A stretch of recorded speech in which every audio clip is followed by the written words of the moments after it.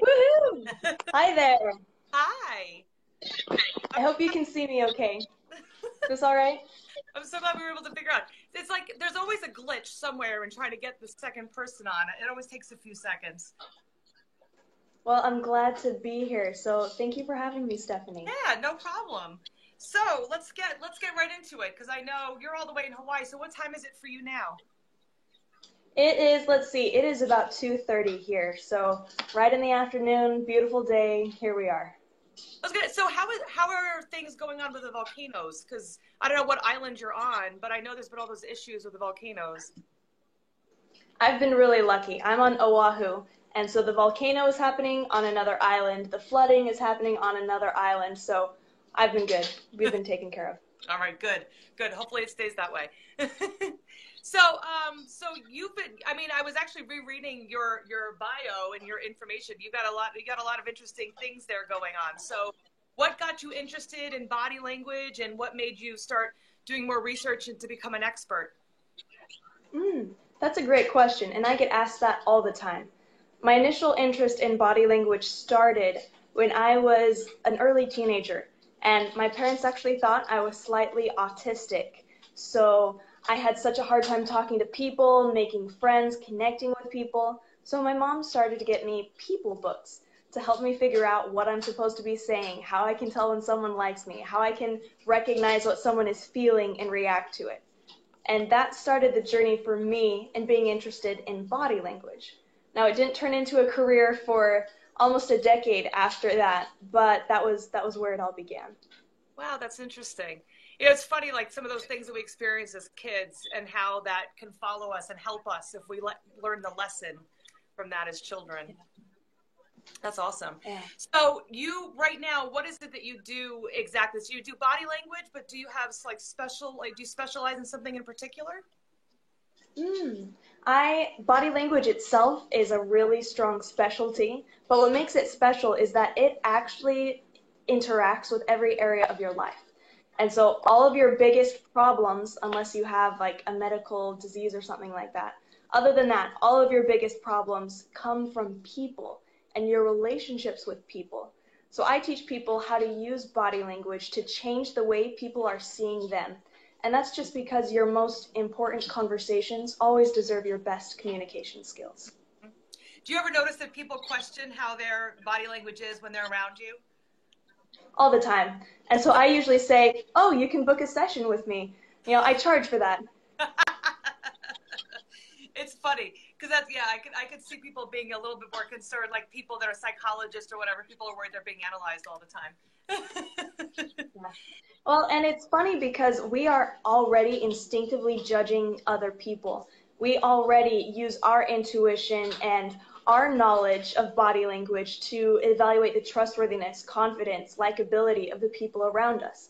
The trick is, well, I'm doing it consciously and I'm aware of what I'm noticing and I'm aware of the conclusions I'm drawing. Most people is just running on autopilot. So they'll meet someone and either like or dislike them, but they won't know why. That's interesting. And that brings us perfectly into what you're going to talk about, I think, today of, our specialty of what a lot of our clients are interested in is having to do with relationships in general. And most people that subscribe to us have had unhealthy, toxic relationships. So I think that there's, definitely the learning how to read, body language and how to read people has been kind of put to the side. So I'm really excited to hear some of the tips that you have about dating and having healthy relationships and all that, because I think it's so important. I think the past few interviews, like we focused so much on communication, and I think I could do just a whole year just talking about communication because it's that important for us to be aware of. You're actually absolutely right. And several different separate nonverbal studies conducted by different investigators actually found that your relationship satisfaction increases when your nonverbal communication increases. And different studies, apart from that one, found that when nonverbal communication in a relationship decreases, relationship satisfaction, happiness, and actual wellness decreases as well. So I had someone message me this morning on Instagram saying, hey, I saw your post and that's what I need in my life. I need to revolutionize my relationships. How can you help? And It's because our relationships are really what make us happy. They're what make us healthy. And so when they're unhappy and they're unhealthy, our lives are just miserable. Well, we're social. I mean, we're social creatures. So, that's one of the things. And one of the things, conversations I have a lot of times with my clients is they're so afraid of being alone. So they're willing to put up with unhealthy because of that huge fear of being alone. So, and instead I keep trying to explain, like, you need to be comfortable with yourself and feel good within in order to attract the right partner. But there's so much instinct to be with other people, to surround yourself with other people. And sometimes it's an unhealthy surrounding, but it's just like, oh, I can't be by myself. I can't do this by myself. When in reality, it's a healthy ability to be able to be comfortable within. And then once you're comfortable within, being able to read the outside world that much better. You're absolutely right. I actually started out in my marriage. I found this person that I knew was right for me, and I just like clung on to them. And at the beginning, I I thought he would make me happy. I thought I would like myself when I was with him. And he was in the army, he had several other responsibilities, so he had to deploy a lot. So I had to figure out how to be me on my own. And at first that made me miserable, I was upset, I was unhappy, but after I figured out how to like me on my own and make myself happy, that's when everything changed for the better. It's interesting how the universe gives us lessons that we're not always prepared for. Oh yeah, those are always the lessons you get, the ones you're not ready for. And they're the best lessons in reality. Yeah, I think so too. But for me, one of the things that made the difference in after I started to. Oh, it looks like I lost you. All right, so let's take a second. That Arby's trying to get back on. We just got disconnected for some reason. So give us 1 second. Oh, and hello. I can't even say your name right, I don't think. Jana Megan. Hi, thanks so much for tuning in and saying hello.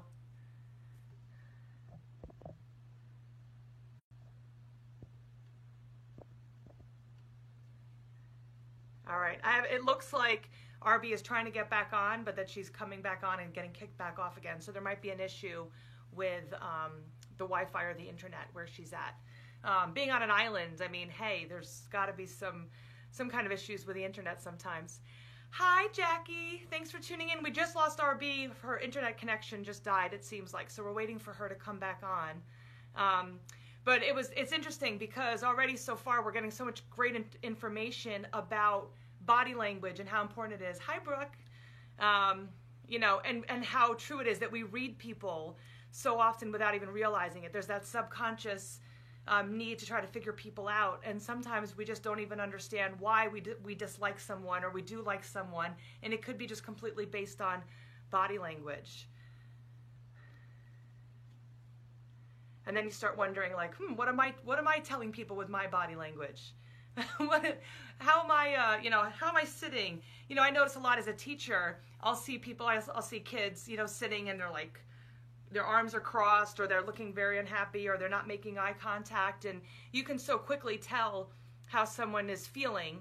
And they'll say, "How can you always tell if I'm in a bad mood, Miss McPhail?" Well, because I can tell. I get the sense. And as an empath, I tend to get the feelings on someone, but it's partially due with the body language.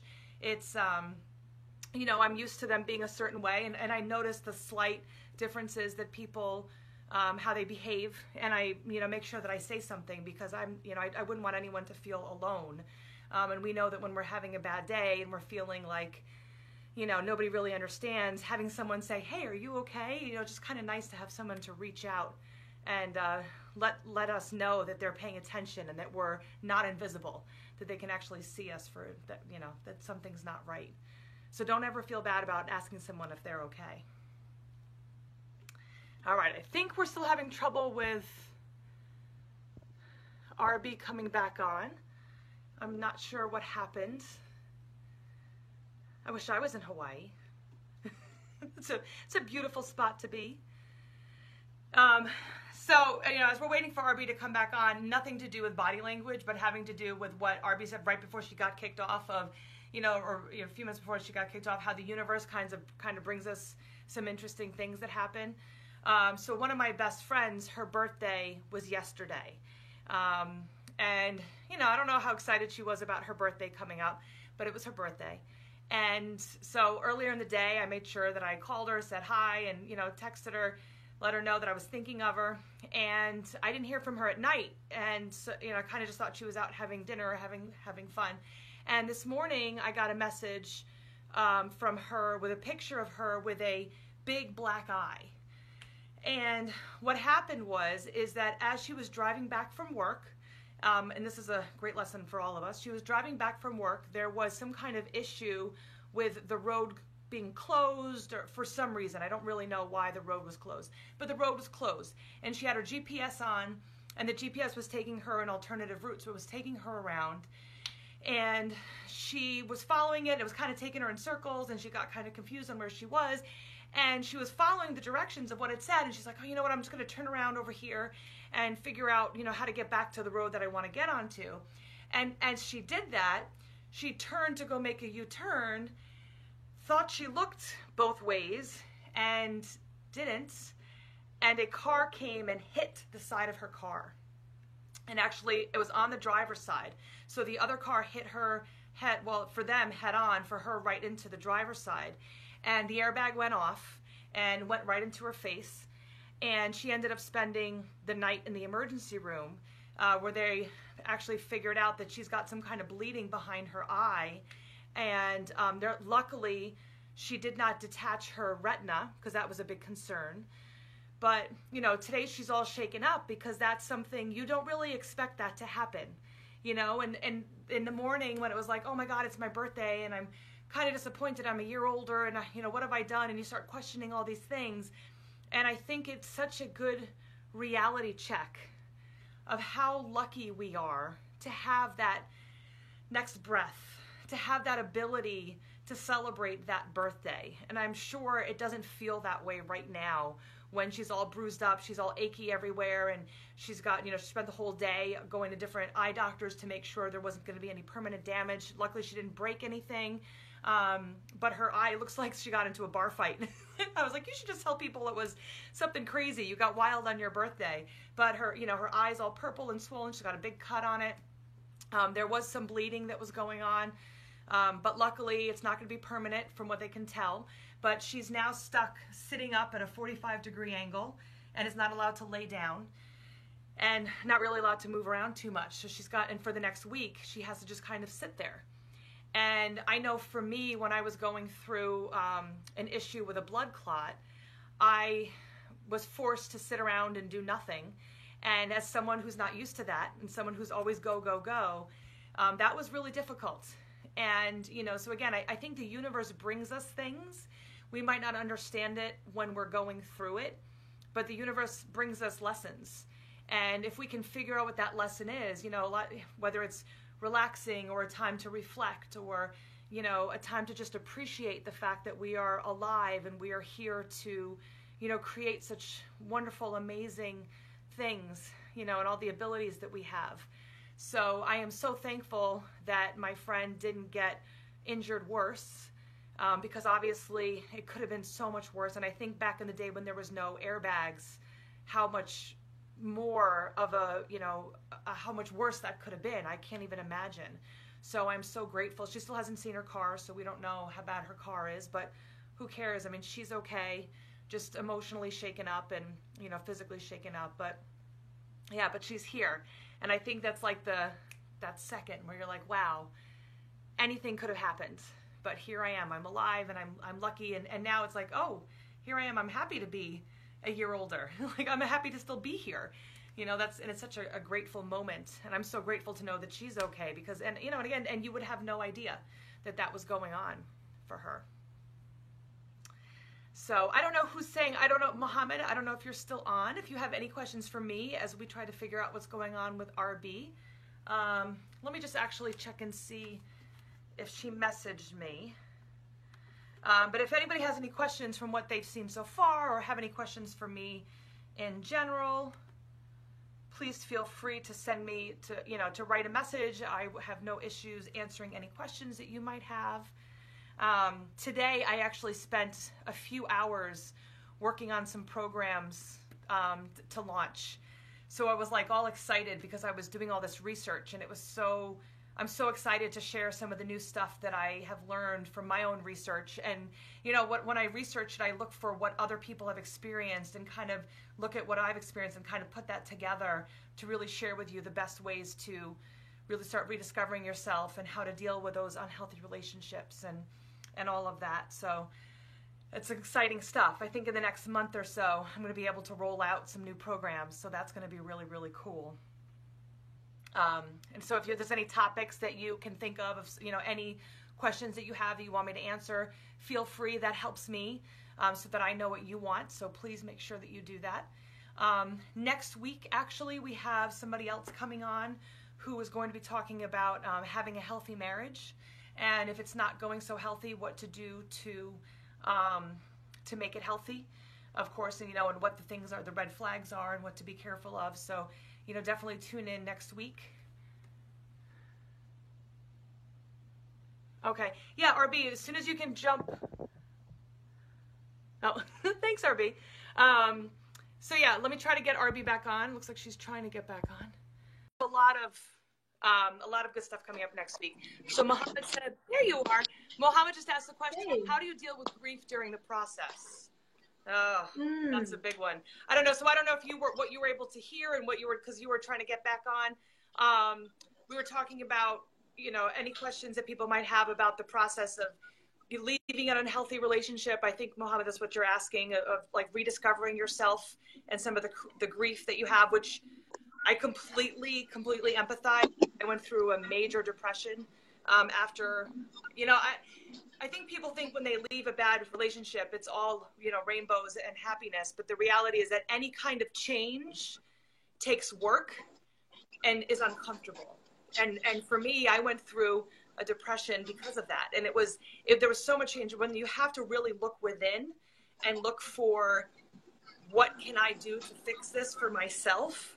That becomes a very difficult process. I think it's rediscovering who you are that makes it so difficult. I don't know if there's anything you want to throw in there as we get back on to what we're talking about.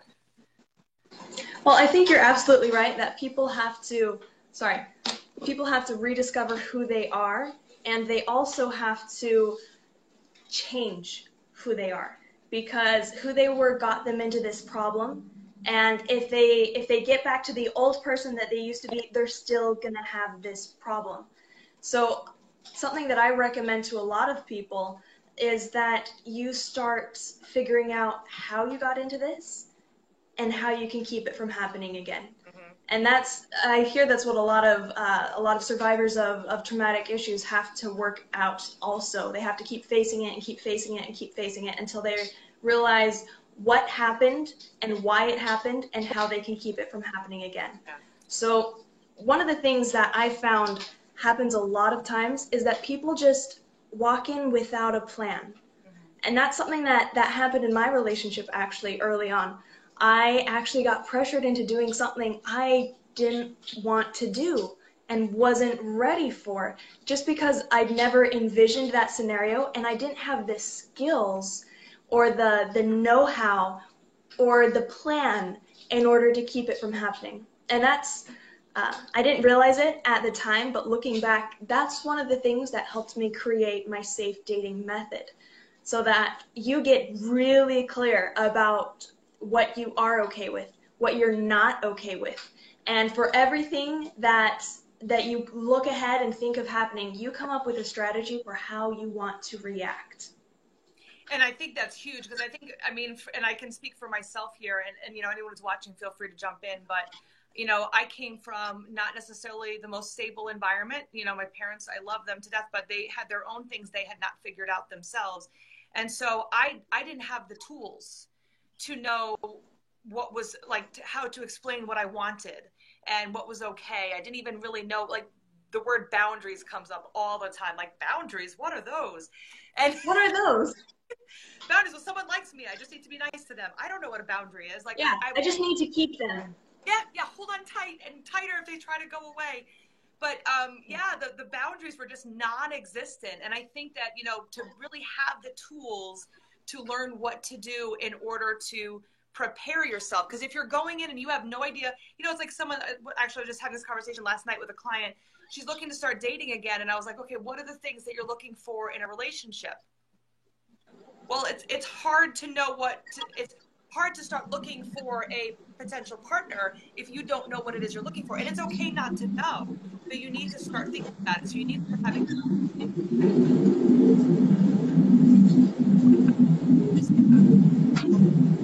the right thing is a dangerous trap. It's true. When you're doing the right that, that makes it worse. And that's where you need to start learning the boundaries of, this is not comfortable for me, I'm going to walk away. And it doesn't have to be a blame, or it doesn't have to be anger, but it's, this isn't feeling good for me, I'm going to let them know. And if they're going to continue to cross that line, I am going to walk away from that. And actually, I know this is kind of going into what you're going to talk about, so I'm just going to send it over to you. You have your it's the safety plan, right? That's what it's called?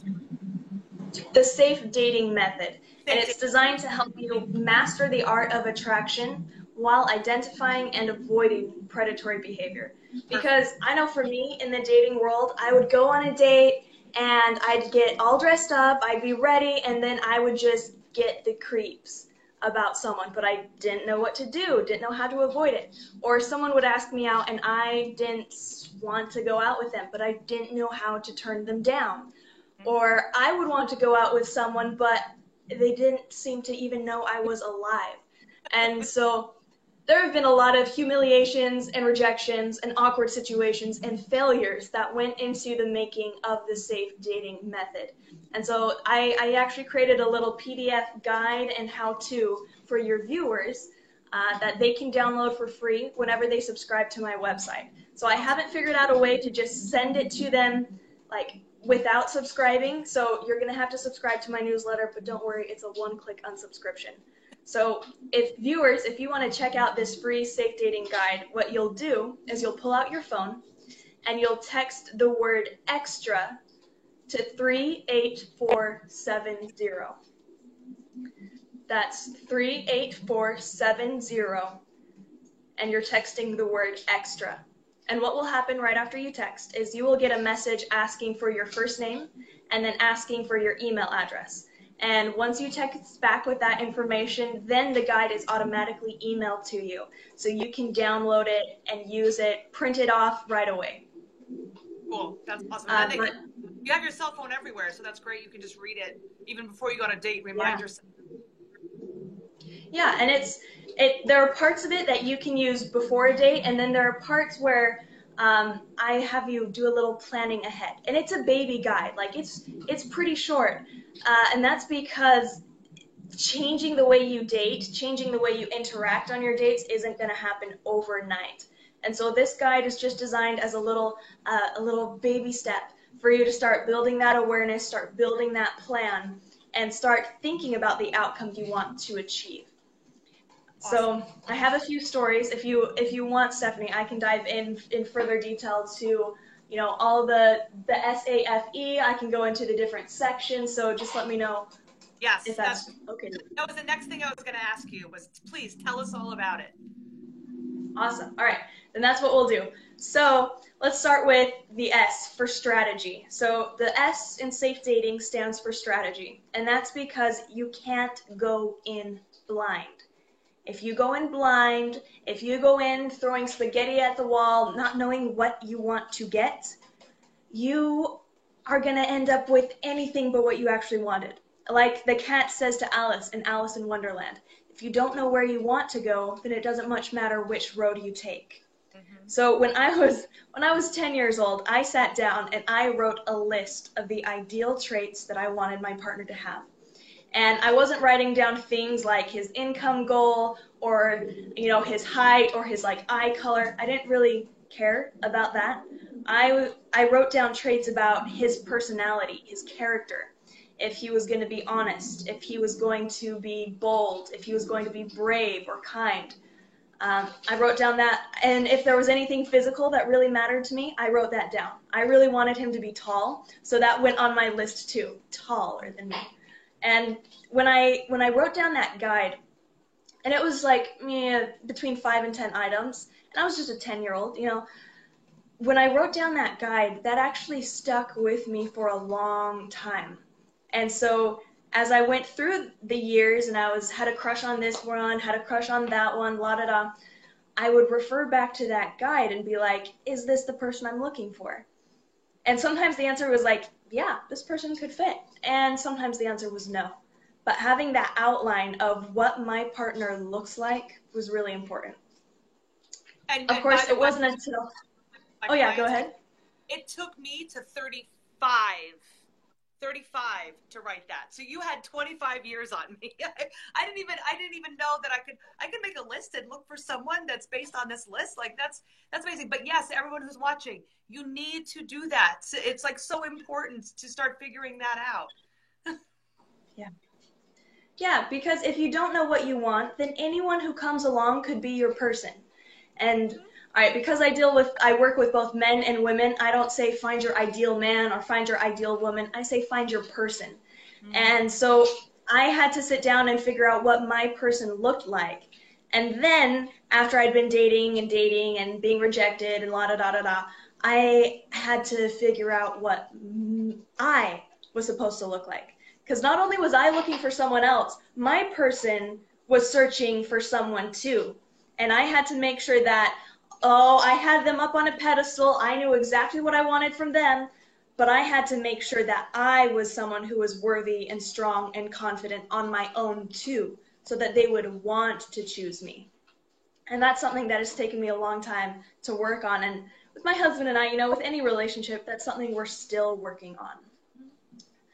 Yeah, so that is strategy. And that's something you have to get really clear on. You have to get really clear on what you're looking for. Maybe you're just looking for a one-night stand. Maybe you're looking for a long-term relationship. Maybe you want to find a man to raise your children with. Maybe you never ever want to have kids. Maybe you insist on having a cat. Maybe you hate dogs. You have to figure out what your deal breakers are and what your wants are, so that when you see someone, you don't invest 2, 3, 7 years of your life with them before you realize you're not a good fit. Oh yes, oh yes. And I think that a lot of us that have been in those toxic relationships, we kind of put to the side those things that we might know are kind of red flags, but we ignore them. So we're like, but we like all these other things about them. And I actually just made a video recently of, well, he treats me nice, so therefore I need to, stay with them. Okay, well, the basis of any relationship should be they treat you nice. That should be a normal human relationship. Yeah, that should be like the reason you stay with them. That is expected. That is normal. Across the line what you deserve. Yeah, that's normal. And you're allowed to have expectations of things that you're looking for. Yeah. Because, what you're looking for is not going to be what I'm looking for, and we've all, like you said, we all have our person. We have the person we're looking for. Like when I met my husband, I was like, I went through the list that I finally made, and I was like, okay, he's got the height that I want. He's got the background that I want. And it was like, check, check, check, check all the way down. But it took me a long time to figure that out. And even in a lot of not so great dates, like you said, that it was like, okay, I can actually find the good things in all of the people I've ever dated and look for all of those qualities in one person. And I think that sometimes people feel like they're asking for too much or they're being too picky. And I'm like, people are pickier with the that they're getting than they are with the relationship they're having. Yeah, and that's the opposite. It should be the other way around. But yes. I think you're absolutely right that knowing what you're looking for and knowing what you expect. And I bet there will be some people who, as they fill out this free guide, when they get to the strategy step of what they're expecting, one of the questions I had them ask themselves after they put down the basic traits is this person healthy for me? Am I healthy for this person? Because sometimes you are the one being controlled or steamrolled or abused in a relationship. Sometimes you are the one doing the controlling, steamrolling, or abusing. And so if you find yourself falling into either of those categories, that's something you do need to get help for. And that's something, it will only change once you identify it and start taking steps to fix it. Yeah, very, very good point. Because it's your responsibility to work on you, not the responsibility of someone else. So that's very important. Because no one can make you happy. No one in the entire world can do anything to make you happy. You are happy when you are moving towards one of your goals, when you're engaged in a meaningful, purposeful work. Other than that, if you're not doing that, you're not going to be happy no matter how hot or how rich or how special or how popular your partner is. You've got to focus on you. Yeah, and filling that void is a bad reason to be in a relationship. That void within yourself. Yes, it is. Recipe for disaster. And now it is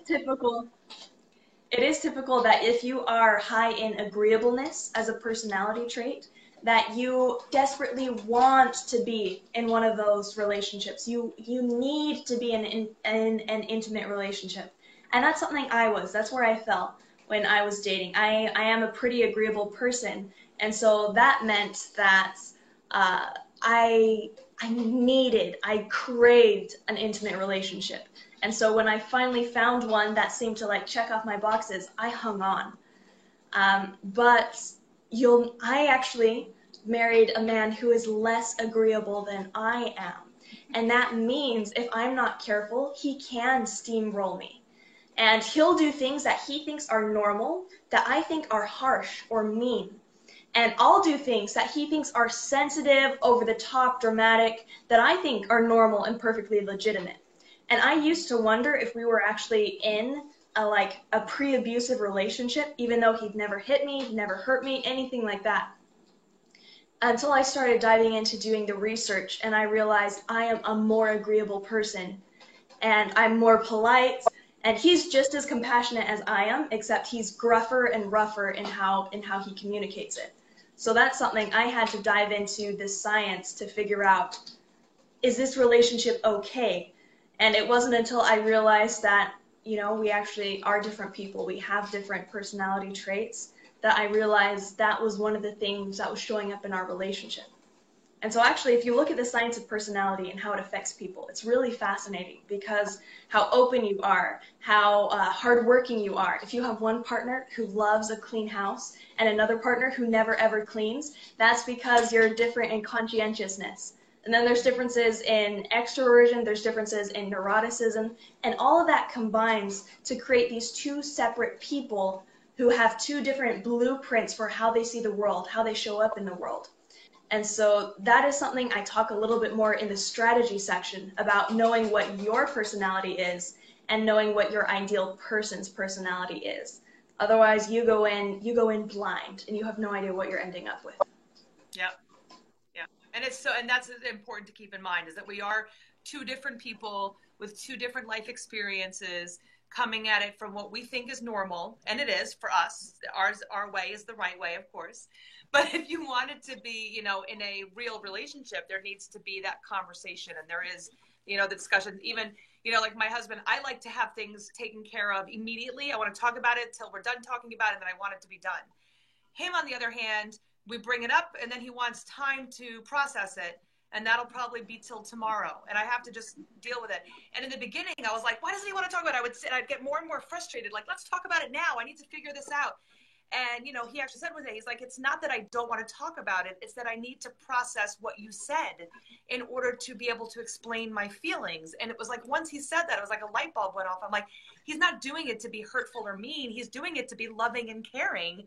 And here I am pushing when he doesn't really know the answer. He doesn't know what he wants. So having that conversation, back to that communication, is so important to be able to really share and be in a relationship where you can share that.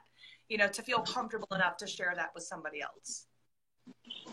And I think you're exactly right. So when people are looking at the consistent problems in their relationship, sometimes it's something concrete like finances. Sometimes it's something concrete like cheating. But often the big ones that you keep coming up with, keep arguing with, they come from your personality traits. So it's important when you're in the first stages of a relationship to know your personality traits so that you can know what you're looking for. Because it's actually really possible to find someone who's pretty close to you in all the different personality areas. Because if you have someone who's really high openness, and sorry, I'm trying to make sure you can see my hands. If you have someone who's really high openness and they're marrying someone who's really low openness, then this person's going to want to go on adventures, try new things, eat new food, go on, like, they're going to want to do everything. Whereas this person who's low at openness, they are going to want to stay home, be a homebody, do the things they already know, and it's going to be a real disconnect and a source of contention in the relationship. So knowing your personality types, knowing how to deal with other personality types, and knowing how to recognize those personality types is one of the things we talk about in the strategy section. Excellent. Yeah. Well, do you want to talk more about strategy, or should we move on to the next one? Let's move on. Let's move on to the next one, because I think the people that are going to be signing up for this free like PDF, I'm like, I can't wait for me to download it. Like, this sounds awesome. Just even to like share, you know, to share your information with other people. This is right on what we're talking about a lot now, a lot with our Facebook Lives. Awesome. Well, I'm happy to hear that. So the next letter in the safe dating method is A, and that stands for attraction. And by that, I mean recognizing attractive body language in others, what people are doing to try and flirt with you, broadcast when they're interested, and knowing how to show your own attraction. Now, okay, let's go back to one of my more embarrassing dating stories. So when I first met the man that I now call my husband, I saw him and I immediately noticed he was new, he was tall, he was cute, and I thought, I'm interested. I want to talk and see where this goes. He looked at me and he immediately thought, oh, she's lesbian. So we had a bit of a disconnect there where we weren't quite on the same page, and that's something that has happened to me over and over and over. Not necessarily the lesbian thing, but there have been so many instances where I was attracted to someone else and it was like they didn't know I existed, or they thought I was a creeper and were like, ugh. Or someone was attracted to me that I wish didn't exist, I thought was a creeper. So in the body language of oh, sorry? I said we've all had those. We have all had those. Oh, they're so horrible. Oh, yeah. But that was one of the reasons I was so interested in body language, because using body language, I was able to tell when people were attracted to me, sometimes before they realized it themselves. And I was able to figure out the flirting signals that I should be sending. And those are different for men and women, which is something that threw me off when I was dating my husband. Because, you know, as a woman, we flirt by like, oh, you're so interesting, tell me more. Oh, I'm going to smile at you. Oh, I'm going to lean in. Oh, you're so big and strong. Like, we just adore. But he wasn't doing any of that back at me. So I was like, oh, I really like this guy, but he's just not interested. But when I learned the body language of attraction, I saw that he was interested. It's just that male flirting looks very different from female flirting. So that's one of the things we cover in the attraction section. Awesome. But do you have any questions about that, or any place you want to start, or should I just dive in? I don't know, but I mean, I like that because I think that the male-female perspective is important, because a lot of times, you know, and like you said, I think women, and you're so right, because women, we do that. We jump in, we're all excited, like, oh my gosh, this is this guy, blah, blah, blah.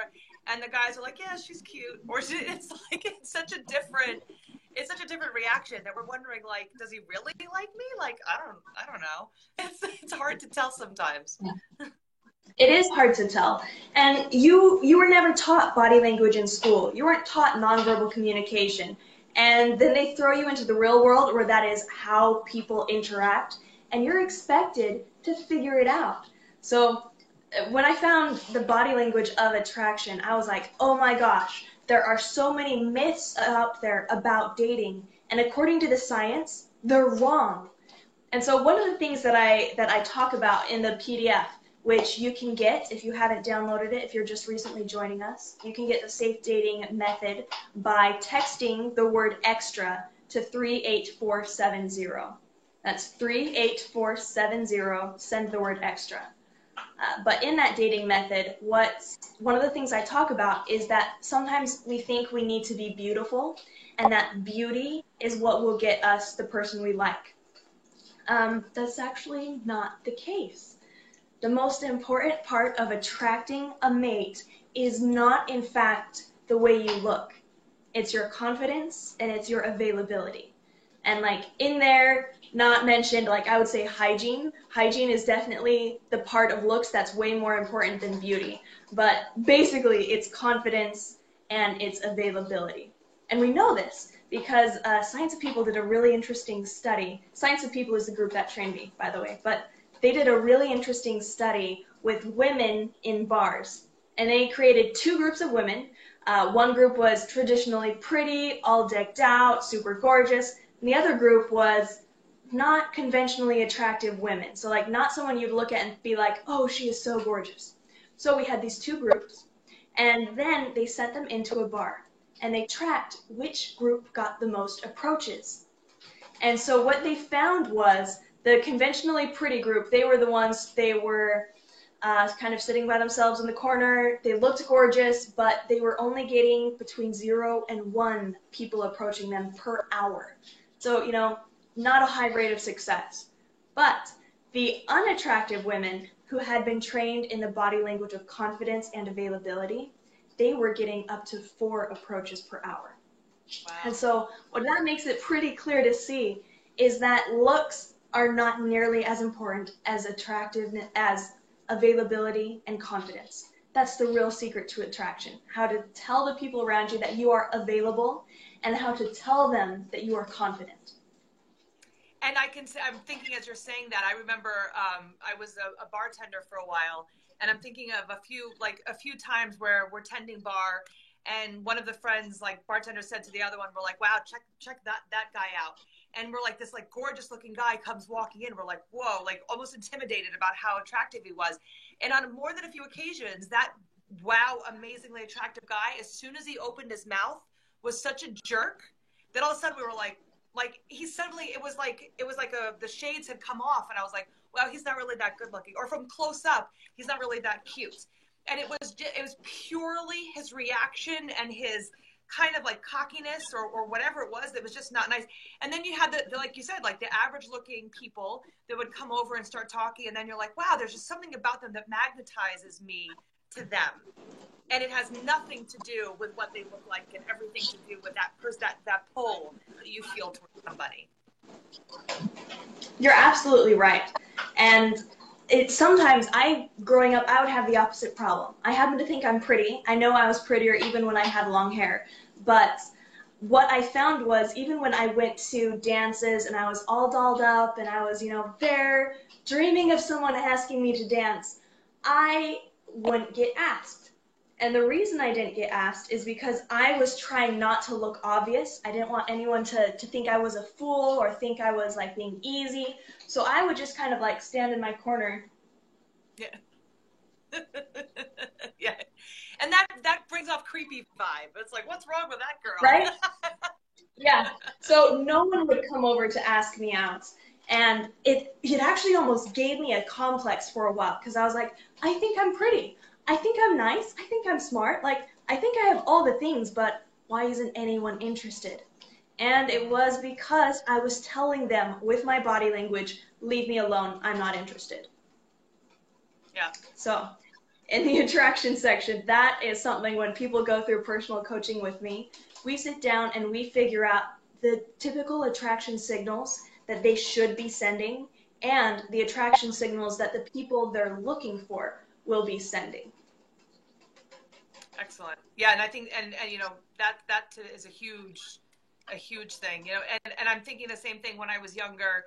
I was like, people tell me I'm pretty and I don't feel terrible when I look at myself. Like, why isn't that anyone's talking to me? And then the ones that did came like they were not the greatest guys. And then I think that was also part of my complex of like, well, maybe this is what I get. I get guys that aren't really that great, and maybe I'm just a jerk magnet.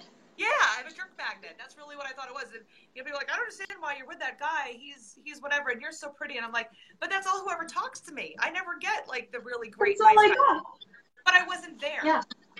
Because after I did work, and I did, you know, a lot of the things that you're talking about, like realizing what I was doing, I really started to attract only good guys. But it wasn't until I figured out a whole bunch of things for myself that suddenly I was like, wow, I only see good guys. Where before it was, I only see guys that aren't that great. So, you know, it really comes from where you're at. And I think you're exactly right with that. And something that I would recommend let's start with the women out there. So women, if you are struggling with getting approached, the secret is people won't approach you until you give them permission. And normally what people will do is when they want to ask someone out, they'll just go randomly tap someone on the shoulder and be like, hey, what's up? Or hey, did it hurt when you fall down from heaven? They'll say something stupid. But what they don't realize is that there are about 4 or 5 steps that need to happen before they ever say anything to each other. So what happens with women, when they want to get someone to approach them, they have to like cast out a lure and like lure in the other person on this fishing reel in order to give them permission to approach. And what that looks like is, sorry, my camera is actually upside down. So I am like always trying to angle and make sure I'm like in the middle. But what the women need to do is women are actually the ones who send the initial signal, usually. But the men are typically so oblivious that women need to send more than 3 flirtation signals. Unfortunately, the women are so shy, they think they're being obvious, they have this like signal bias where they think they're like, oh my gosh, I've looked at that guy 3 times. I've practically thrown myself at him. They overestimate just how obvious they're being, and so then they quit. And so usually they quit before their target even realizes they were interested. So what women have to do instead is they have to figure out what messages to send and then keep sending them until the signal gets through. And what men have to do is notice what signals women send when they're just being friendly and what signals women send when they are interested. And they have to figure out how to notice those signals and then act on them. Oh yeah, because there's so often where, you know, you're trying to be friendly and someone takes it completely the wrong way. And okay, so this is something we typically talk about in the flag section, but it is relevant here. And that is men and women have 2 different problems in dating. The problem men have typically, stereotypically, in dating is that they cannot tell when a woman is not interested in them. They are more likely to assume she's interested even when she's not. Whereas women cannot tell a man that they are not interested in them. They are far more likely to just go along with it, not want to hurt their feelings. And so if you have just one problem or the other in a relationship, then it's not too bad. But if you have both problems, that is where you get into serious trouble. Because this man is assuming she's interested, she's into me, she wants it. And she's assuming, I don't actually want this, but I am not going to clearly say no. I don't know how to clearly say no. So I'm just going to keep gently letting him down or just going along with it. And this can lead to situations like an awkward conversation where like you don't want to talk to someone but they're still talking to you, or it can even go so far as sexual assault and rape. So that is something you've got to figure out those problems and how to fix it. So what I absolutely recommend for men is that they figure out how to tell when a woman is not interested, and they figure out how to clearly verify that. And with women, what we talk about is how to say no in a way you can be gracious, you can be kind and tactful, and explicit in how you say no. That assertive no is so important. We don't have to be aggressive. You know, I think too often women were taught to be, like you said, passive and demure, but that doesn't really work in life. Be assertive with and be comfortable with saying no and having, again, those healthy boundaries. And when something's not comfortable, we need to let the other person know that they need to stop. Yeah, you're absolutely right. And I actually labored over this problem of how to turn someone down because I'd had situations in my past where someone shut me down hard and I hated them for it. I had situations where I shut someone down too hard and I hurt their feelings and I felt bad for it. I also had situations where I wasn't explicit and I kind of like led someone on and on and on, even though I wasn't interested. So I I had to sit down and figure out what I wanted to do and how I wanted to turn someone down. And so I kind of thought through the possibilities in my head. I mean, you have the option of trying to be nice, and so you gently let them down in a way that's usually not at all clear. And so, for example, you'll say, "This isn't a good time for me." And the person who's asking out will hear, "Okay, you should ask me tomorrow." Where you're trying to like say, "Don't ask me again," they hear, "Keep asking until the time is right." So gentle rejections just weren't working. On the other hand, those explicit rejections, like, go away, like, those are just over the top. They go from being assertive into being mean, which I wasn't interested in either. So I think I've crafted what is the perfect rejection, and I want to run it by you, Stephanie, and see what you think. Are you ready? God. All right. Thank you for asking me out. I know it takes a lot of courage, and I'm very flattered. So I want to do you the honor of being 100% honest when I tell you this isn't a good fit for me, and I wish you the best of luck with someone else. I like it. What do you think? It's points and very and respectful, and it's not trying to blow smoke in people's orifices, if you will. Because that's the truth. And I feel like when I was dating, I started to get to the point, because I was doing online dating, and that was one of the things I had to kind of figure out is I don't want them to think they should keep trying to get in touch with me. So I need to make sure that I say to them, this is not interesting. So I like that phrase because it kind of says everything. It includes everything in there. Yeah, and I kind of created a formula for this that I was intending to include in this PDF, but I forgot, so I'm sorry. But the formula is you include a bit of flattery, because it takes a lot of guts to ask someone out. So you recognize and appreciate that courage. So you start off with a compliment, and then you accentuate your honesty. You throw it out there. I'm going to be totally honest. I want to be honest with you. And so that way they know to take you seriously. And then you put in an explicit rejection. And so that could be something like, "I'm not interested in you that way." It could be something like, "We are not a good fit together." It could be something like, "I don't want to go out with you." But you make it clear that this is a no. And then you finish off by redirecting them.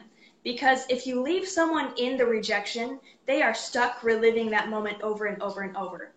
So you want to redirect them to another direction.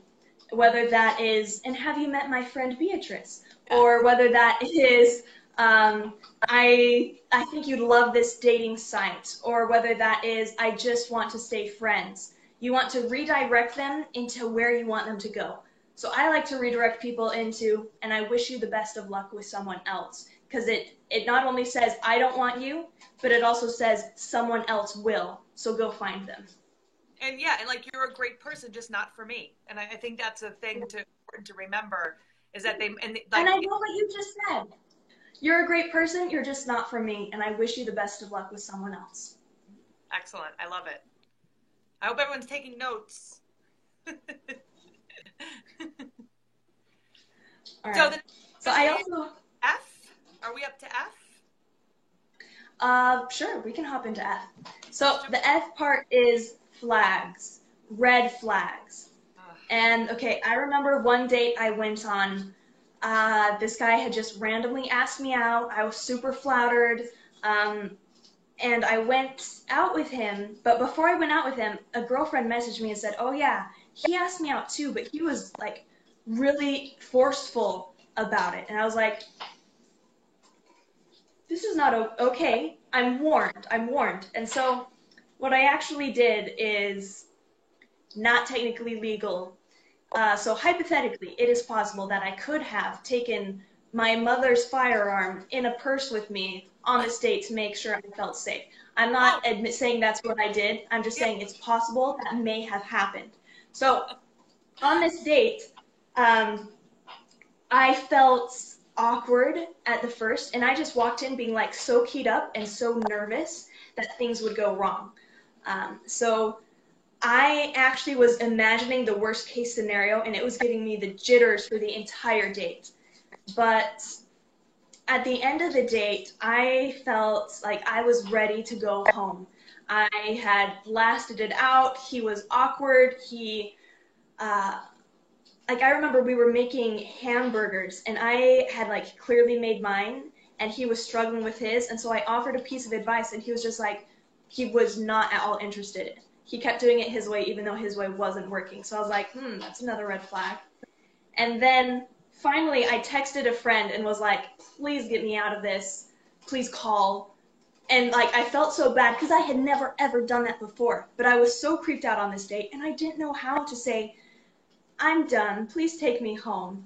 So I had this friend call and pretend to be my dad. And it was pretty awkward because he didn't believe me. And that may have been because my friend's voice was a woman. So it was like a woman's voice comes on the phone and I'm like, hi, Dad, which in retrospect wasn't very believable, but I wasn't exactly like thinking too clearly. So my friend came on. I insist. Sorry? If he realized that that was not your dad, it should have been like, oh, I guess you want to end the date. Like, again, that seems like that should be kind of an obvious. Right. Well, he did think something was up, but he didn't just be like, okay, she wants to go home and is just being a biatch about how she gets there. Instead, he like kept trying and trying and trying to make me admit that I was lying, which I dug in my heels. I was not going to do that. And then afterwards, he kept like hassling me on the phone, like texting, calling, trying to get me to like admit what was wrong, like, and it was so frustrating. So eventually I told him, I insist that the people I date respect me. And the way you are not taking my word for it and you are not letting this go shows that you don't respect me. So no, I won't go out with you again. And he tried to push that. He tried to call, make me pick up, and I just stopped picking up. And eventually he went away. But it was that situation where that made me realize sometimes you don't end up with a Prince Charming. And whether he's a frog or a creep or an awkward guy or a serial killer, you need to know and you need to be able to recognize those flags so that you're okay. You can get out of there. Yeah. And not be afraid to say something. To say, like, when you're so uncomfortable, is to be able to say, like, I'm not comfortable, or I want to go home, or this just isn't working out, or whatever. And again, be confident enough to know that it's okay for you not to be happy in that situation. Yeah. And I didn't have the skills at the time to know how to handle that date. You know, if I were to go on that date today, it would be so different. And I think that's how it is all the time, looking back when we see how far we've grown. But the trick is to make sure, if you in the audience have had one of those dates where you're not sure how to say, I'm done, I've had enough, or when you're not sure how to say, this isn't working for me, or when you don't have an exit strategy, that is when you need to sit down and use this guide and use the extra steps you have in order to keep yourself safe. Because sometimes your date is lying to you, and they are not, in fact, single. They are married with 2 kids, and you are about to be the other man. Sometimes they are lying to you about their interests, about their background. Sometimes they're just trying to put their best foot forward. Sometimes they're hiding something more sinister. And so you can study the red flags that people send off, whether that is they are a predator and they are trying to see if you'd be a good fit for them, whether that is they are cheating and just looking for something on the side. You can see those red flags. And the most important thing actually is to arm your intuition and then listen to it. So in my intuition on that date, my intuition was telling me that something was not quite right. But I didn't know how. I tried to listen to my intuition, you know, possibly packing my mother's firearm, by definitely having a friend call me, by keeping my phone with me. But I didn't have the right strategies to exit gracefully. So when it comes to your red flags, you've got to trust your intuition. Because for every arsehole, jerk, treacherous friend, whatever you faced in your life, there were warning signs. And you either saw them and ignored them, or saw them and tried to handle them, or saw them and didn't know how to handle them. But you noticed something. And so often we just ignore it or we don't know what to do with it. So the F section in the safe dating method is all about noticing those red flags and learning how to handle them. And I would say probably nowadays, if you were still dating, if you had those feelings about someone, you probably would have not even gone on the date to begin with. I mean, here you are, Yeah. possibly bringing self-defense with you. That's not a normal, like, oh, I'm so excited to be on this date. If you're not, oh, I'm so excited to go on this date, you probably shouldn't go on the date. And again, that's obvious now, but at the time, and again, when you're not feeling so good about yourself and you're not sure what your boundaries are and what's okay and what you're looking for and all of that, it's like, oh, I guess I'll try it out and see what happens. I don't want to make him feel bad. I'm just going to go. I'm sure it'll be fine. I'm sure I'm overreacting, and Yeah. we set ourselves up for an issue, and like those self-sabotaging things that we do, like, no, we knew it wasn't going to work out. We did it anyway. And now here we are stuck in this uncomfortable situation that we didn't have to be in to begin with if we had just voiced our feelings about it beforehand. Yeah. And I think looking back, I was so flattered because he had just seen me and asked me out. And I was like, oh, see, I am beautiful and desirable. Look at me. Like, I've got it. It's all good. And that reaction made me not want to look deeper. Because if I was only asked out by creeps, maybe I'm just a creep magnet. Maybe that's what I'm going to end up with. Maybe I'm going to end up with the bald guy who lives in his mother's basement, plays video games all day, and occasionally buries women in his backyard. Like, maybe that's it for me. And so I didn't want to see any red flags. I didn't want to notice that. And so one of the things we work on is noticing the red flags that you've fallen for in the past and figuring out why. And I'd actually like to talk with you about one of the biggest red flags, and that is when people don't listen when you say no. And this is what my date did in that instance. I said, I don't want to go on a second date with you, and he just kept pushing, kept pushing, kept pushing, kept pushing, kept pushing. And this is what one of my other relationships did when I said, no, I don't want to get intimate with you. And they kept pushing and pushing and pushing and pushing. And, sorry, you can hear a jet flying overhead. But that is one of the biggest red flags, is that when you say no and they keep pushing, that is a big clue that one of three things has happened. Either one, and this is actually the best case scenario, this person is just oblivious. They don't actually realize that they are pushing you. And so this is something where if you say a gentle, roundabout, not explicit no, this is something you'll run into a lot, where someone just isn't quite discerning enough to notice that you've said no. Sometimes they're just oblivious.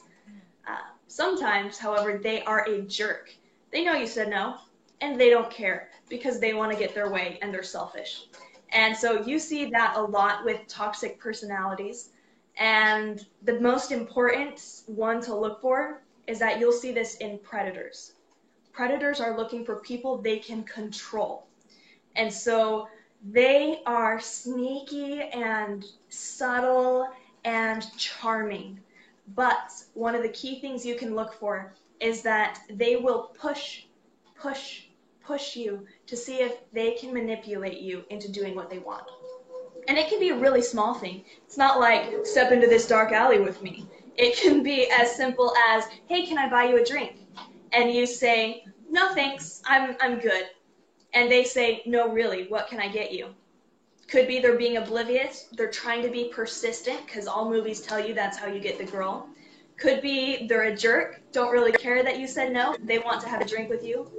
Or it could be that they are a predator and they are wondering if you are the kind of person who backs off from your word. And that's what predators look for.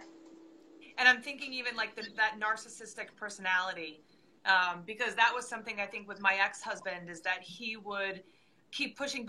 And it was like, if it wasn't about him, he couldn't understand. So if I said no, well, that really doesn't matter because it's not what I want. So I'm going to keep pushing to get what I want. So I think that that is a huge, huge red flag. And I thank you for bringing that up, because I think that people don't realize those are the early warning signs of what's going to be much worse if you stay around. Yeah, you're absolutely right. And when it comes to dealing with those personalities, you just have to get out. But it's hard to get out because when the narcissist is focused on you, they're charming, they're even adoring. But as things go by, they are less and less focused on you, and the world starts to revolve around them again. And you can get sucked in and torn apart and beaten down till you just don't have the will to leave. Mm-hmm. Yeah. Yeah. Good point. So I'm glad you got out. Yes. Oh my gosh. Yes. Every day. Very glad I got out. Yeah.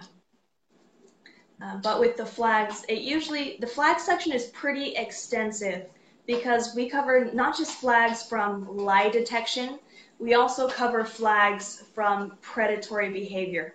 So there's hundreds of different behaviors that people can do when they have predatory instincts. And what it really boils down to is you want to get more knowledge about those red flags, and then you want to listen, because your intuition has evolved over hundreds of thousands of years to keep you alive. Stephanie, you and I are here today because your parents stayed alive long enough, my parents stayed alive long enough, and their parents, and so on. We have in our brains a highly evolved, highly useful tool designed to protect us from the world's most dangerous predator, and that is other humans. Yeah. Yep. Yeah. And when you are taught young not to listen to that instinct, that follows us, because now that I follow my gut and I just do and say and again, I feel a pulling, like I have to say this, and I don't know why I have to say this, but I have to say this, or I have to, talk to this person or whatever. I find that life has become so much easier because I just listen to what my gut already knows, where before I would hear the gut, and I was like, well, that's cute, but I'm going to go do this anyway. And I wouldn't listen to what it said. And had I just listened to begin with, I would have saved myself years of unhappiness. But I had to figure that out. I had to reconnect with myself and realize, no, your body, you within know the answer. You just have to listen to what your body is telling you. You're absolutely right. And people are taught to scoff at women's intuition. They're taught to scoff at gut feelings and emotion. And we are taught to raise logic on this pedestal. But what people don't realize is that your intuition comes from connecting tiny, tiny dots into a larger picture. For example, there was a story about a woman who walked into her gated, locked community building, and she had to scan her card to get into the building, and she walked up the stairs, and then she heard someone coming up behind her. And even from that very first interaction, she knew something was wrong. But during that interaction, it went on. It was a man who was going up to, he said he was there to feed her neighbor's cat because her neighbor had gone out of town. And he gave in a lot of detail and some other red flags, but she said, no, I've got it. And he said, no, let me help you. There's such a thing as being too proud, And so she gave in, and she let him up, and he insisted on carrying some of her groceries, and she said, no, I've got it. And again, he didn't take no for an answer. And so then she opened her door. She was at her door. She was going to carry her groceries in, and she said, I can take it from here. And he said, no, I'll just carry it in and drop it out the counter. I won't hurt you, I promise. Oh. And so she let him in, and he spent the next few hours brutally raping her. And then the time came, he was ready to leave, and he checked his watch, he turned up the radio, he closed the window in the room, and then he said, I'm just going to get a drink of water from the kitchen. Wait here. I won't hurt you, I promise. And she knew, her intuition just knew that this wasn't the end. So she actually snuck after him, quiet as a ghost, and escaped from the apartment when he turned into the kitchen. And she ran to her neighbor's apartment, which somehow she knew would be unlocked, and let herself in. And she hid there with them until the police arrived.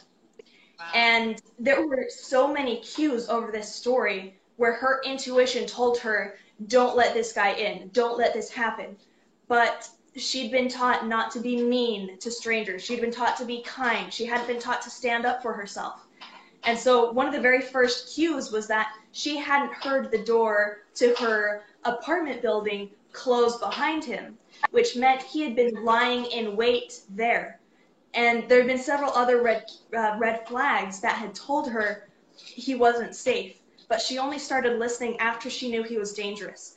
And so she knew when she saw him turning up the radio, when she saw him closing the window, that he was actually going to kill her, and he just wanted to make sure the noise wouldn't get out. And so that's why she took that leap to escape. But you've got to listen to your intuition, because it has hundreds of thousands of years of lessons, and it notices all the things that are happening around you that you're not thinking of. Your intuition tracks it and sums it up and comes up with conclusions and reactions and plans of action far quicker than your conscious logical mind can. That's great. And that's a great story for sharing that, because I think that that's exactly what it is. And that's to the extreme story.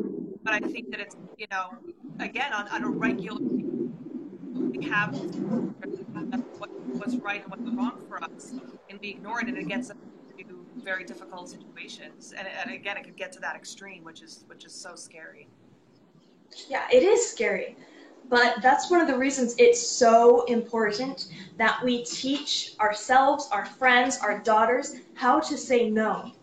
And we teach them that it's okay to even be seen as a bit of a biatch, as a bit of a jerk, because the alternative can be so much worse. And of course, we want to lead off by being graceful. We want to lead off by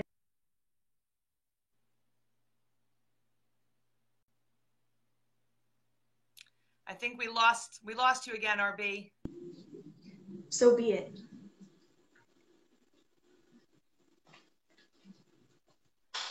Can you hear me still? Yep. You're freezing. I don't know. Yep, there you are. But you're still frozen a little bit. All right. It's been doing that for you on my end too, so I guess our connection isn't so great. I hope it's better on the replay. Yeah. Okay. Yeah. Well, I think you're coming back in again. So let's get to the is it the last letter? Are we up to E? Last letter. Woo! And that depends. The letter depends on how the date went. If it went badly, then the E stands for exit. But if it went well, then it stands for expectations. And so let's start with the exit, because I've had far more bad dates than good. But when it comes to ending a date, you want to have a clear strategy for how you get out. And that is, you want to make sure your friends, someone in the world knows where you're going. Someone is available to get you home if it goes badly. You want to make sure you have cash. You have comfortable shoes if you have to walk. You want to make sure you have your identification. And you sometimes have to get a little creative with how you get out of those situations. You hope that you listen to your intuition so you never have to make a dramatic exit, but it's still a good plan to have that backup, even if it's a little creative, dramatic, or over the top, for how to get out of the situation. Yeah, and that's important. I think when I was dating, it became a rule for me that I never allowed anyone to pick me up, because I wanted to have that type of control over it. So I would always meet them there, and I would always meet in a place that I was very comfortable with, so that I knew people that were not going to be very far away. So like, you know, I live in Patchogue, so it's a town where there's a lot of things to do, and I know a lot of people in the town. So if something was going wrong, I might be friendly with a bartender that could say, hey, you know, help me out here or whatever. And it was not really neutral territory. It was comfortable for me. And that was my priority, is I want to make sure that I'm in a safe place so that I have a bunch of people helping me out in case there is an issue with that. Yeah, and that's absolutely right. That's exactly how it should be. So that's assuming the date goes poorly. But if it goes well, then you want to set up expectations. Because I think we've all had times where we thought a date went well and we were expecting to get a call or a message and it never happened. Or it did happen, but the relationship that was evolving wasn't what we were looking for. And that's why it's so important to set those boundaries and expectations. And not just to set them, but to know yours. Know what you're comfortable with. Know what you are available for. Know what you're hoping for. Know where you want the relationship to go. And when you not only have those expectations, well, everybody has expectations. The problem is some people don't realize they have them. They think it's normal. They think that's just what those relationships look like. So, for example, for my parents, my dad grew up in a family where the woman, the mother, did all of the cooking, all of the cleaning, period, all of it. And my mom grew up in a family where the dad did all of the cleaning, all of the cooking, all of it. And so when they were in their relationship, this is something that caused a lot of trouble for them because they they had different expectations. Mm-hmm. And so he felt like she wasn't pulling her weight. She felt like he wasn't pulling his weight because they'd never noticed or talked about these expectations. Mm-hmm.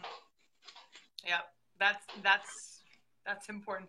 I'm thinking as you're saying that when I was married to my ex-husband, he thought that he had an expectation that once you got married, that women stayed home and cooked and cleaned and did all those things. And that was never who I was. That's not who I pretended to be when we were dating, and then so that kind of set it up and I think in the moments of clarity that he had, he realized that that was an issue because he thought I was going to change while I thought everything was going to stay exactly the same, which it should, by the way, anyone watching. It shouldn't be suddenly this completely different thing now that you're married. Yeah, no, that doesn't happen. And that's actually something a friend of mine is going through, where when she got married, she had short hair, she was spunky, she was tomboyish, and now that they've been married for a few years, he's expecting her to grow her hair out. He's expecting her to leave her dreams behind. He's expecting her to be this person that she has never in her life been. But as you look at his family life and his parents are in a semi-abusive relationship where the man is the ultimate authority and the woman does everything. Mm-hmm. And there are some households where it's the opposite, where it's the woman leading the coop. I totally admit that. Mm-hmm. But you need to know what you expect, and you need to clearly communicate it to your partner, and you need to know what they expect. And if those things can mesh up and work together, fine, wonderful.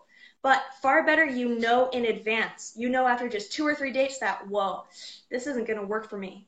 Then investing 2 or 3 years into this only to realize he's been wanting me to change this whole time. We never were a good fit. I've wasted my life.